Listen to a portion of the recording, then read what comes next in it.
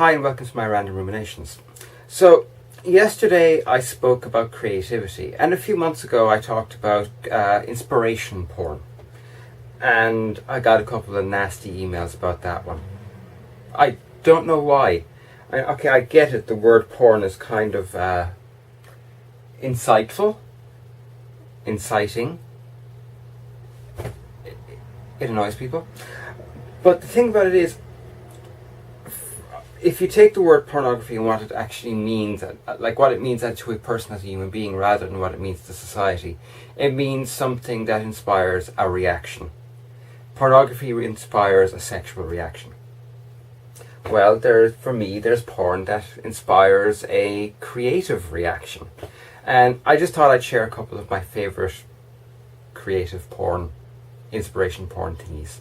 So, they're all up here actually.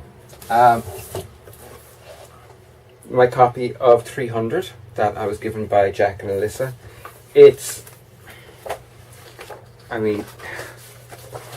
Try and find one particular image if I can. That's not it. Close up. Actually, that's beautiful. That's it. That image is halfway through the book, and there's nothing remarkable about it, but for me it's just gorgeous. The lines are beautiful, the shading is beautiful, the way he uses colour is amazing. It's wonderful. So, this for me is big time inspiration porn. I read this, I want to draw. And then, of course, there's things like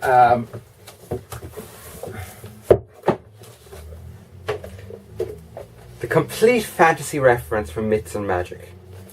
I got this for a $5, 10 years ago.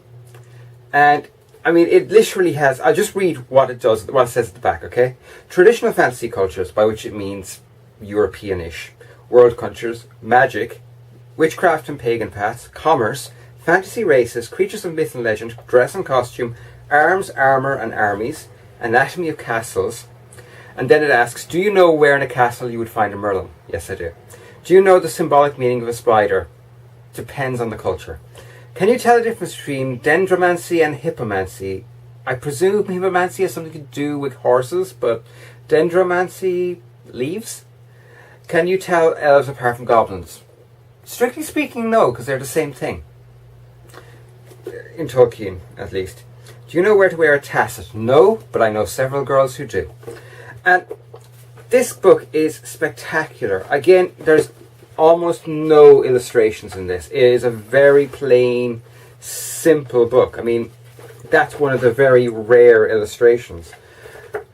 But it also happens to be a remarkably accurate depiction of armour and how armour works. I read this, I want to write. So there's that. And then this one has been a huge burst of inspiration porn for my webcomic, and that is Hot Bodies and Cool Styles. New techniques in self-adornment. Basically tattoos and piercings. And it is wonderful. This covers everything from fingernails through to hairstyles, through to tattoos. Yowza. Just great stuff. And it's simple things. It starts with just cosmetics. That's what it starts with, just basic cosmetics. And it works its way up gradually to what people have chosen to do to themselves for different cultural reasons. Again, this is one of those things that I look at it and I want to draw, but I also want to write. So much in this is just amazing for triggering those moments of, actually, if I do that with this character, it plays into this aspect of their personality and it lets me show them in a different way. That's a great thing when you're trying to create. Of course, this was procured for me, it's my driving lessons, by my friend Kiwi, which is a guide to Art Deco. And it is, I can't put that one up. I can't put that one up. It covers everything from this, which is what people think when they hear Art Deco, which is beautiful, to this, which is what I think of when I hear Art Deco. And it deals with, to a limited degree, things like architecture and construction. Again, this is a webcomic thing primarily, but it's great for that. Inspiration, oh, God's sake, I mean, Alan Moore's writing for comics. I have been trying to get the other 5 parts of this forever. This is the first part. I mean, when Alan Moore sits down to write a guide to writing for comics, you read it. I may not like the guy's artwork very much, but he is a superlative storyteller. So, it is. Okay. And this one is an odd one. Brit. Well, for a start, let's just say the blurb at the back starts with, "Sex and violence have never looked so old. Meet the government's last line of defense when it comes to the really messy parts of keeping the world safe." And can I show that? No, I can't. Actually, I can show that though. Yeah. This is going to be kind of awkward. It's black and white. It's very simply done, but it's beautiful. Absolutely gorgeous. And I love it. It's one of the things that really, when I'm feeling really drained, I'll sit down and I'll reread that, or I'll read my copy of Deadpool, Funeral for a Freak, the one where he's dead, kind of. Which is good for a laugh, if nothing else. And I'm trying to think, what else do I have that really, well, out of all the rest of what I have in here, aside from things like Discovery of Titanic, which is a book that most people don't even remember exists, I have a small collection of, I'll show you, Dragon magazines, and I have got more, but I don't know where they are. And of course, I have a couple of World of Warcraft bits and pieces. Like, this is the official magazine, and this, oh my god, this.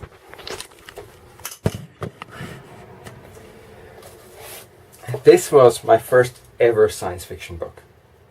I got this when I was 2, and I have read it once a year, every year, since I was 20. And it is beautifully illustrated, it's beautifully written, it's clever, it's funny. It starts with, well, like it has a version of what's the word for it? How to Cook Humans. You know, and it has Children of the Graveyard. It's just a, look, that illustration says it all. I mean, how gorgeous is that? That is absolutely beautiful. So that's a big one for me as well. It's how I get over hangovers a lot of the time, I have to admit. So there's that. But more than anything else, when I dead end when it comes to artwork, there's only one thing that saves me. Figure Drawing for All It's Worth by Andrew Loomis. This was given to me by my friend Anya. And, sorry, I just want to, well, I mean, for those who don't know, Andrew Loomis, it was one of the great advertising illustrators of the, I think, the 50s. And can't show that. The one problem with Loomis is a lot of nudes. But I mean, it's a really basic, simple guide to things like vanishing points and putting figures on the correct point in the horizon, things like that. We're positioning people to center them in images. But these are roughed out drawings, and they're so beautifully done. And they're done with such style. I absolutely love Loomis's work. I love his books. I'm desperately searching for more at an affordable price. They're not easy to find. I can't show that. Right, yeah, this is going to be awkward because almost all of his stuff is done in nudes. But, I mean, how gorgeous are they? And they're just so beautiful. And I'm not going to lie, this is where I want to get with my drawing eventually. I want to get to the point where I'm doing a graphic novel in this style, or something a bit, my own interpretation of that style. That's really serious inspiration porn. And finally, Complete Guide to Drawing by Giovanni Cirandis. Can never remember how you pronounce that last name. It's a pain. Civardi? That's a V? Okay. But again, this is one of those books where you get very, very good options to work from. It's a wonderful book full of great things to work from. Like, this is just an exercise in cross-hatching. These are completely drawn with cross-hatching, which is crisscrossing. And then you have sections on portrait studies, and they're beautifully done. And this book, everything from morphology through to methodology, just a wonderful, wonderful book. And again, something that inspires me quite a bit when I'm kind of at my wit's end where it comes to creativity. And that's what I meant by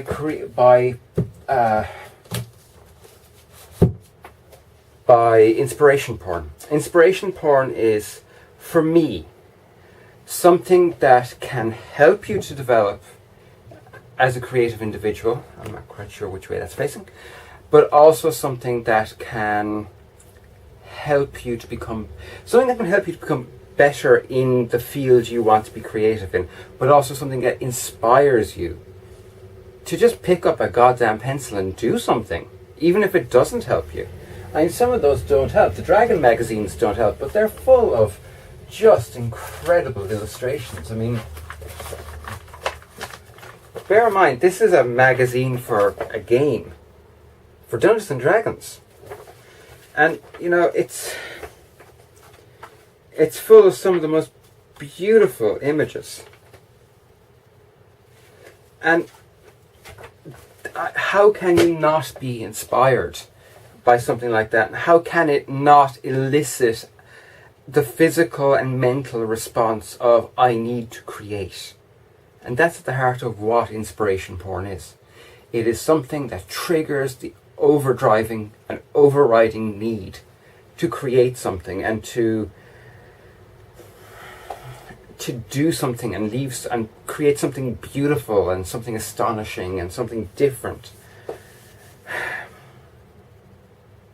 But so that's basically what I've meant by when I talk about inspiration porn. I know I've said it a couple of times in a few videos, and it has gotten me a couple angry emails to my YouTube messages from people who, shall we say,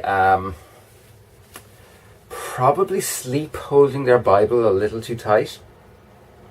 Mind you, why those people are looking at my channel in the first place. Anyway, I just thought I'd share a little bit of, well, my inspirations. The things that really, I pick them up and look at them and I just need to create. So, I will talk to you again tomorrow. I am right now heading off to bed, and this is going to be shown to you. Well, this is Tuesday night. I've just watched The Flash. Awesome. And I'm going to bed now because I'm up early in the morning because I have to go buy a Christmas present for my mum who's coming up on Monday. Can't wait to see her. I haven't seen her in 3 months. I'm dying to see my mum. So yeah, by the time you see this, I'll have been home for 24 hours. No, I won't. By the time you see this, oh screw it, I'll talk to you on Thursday. Bye.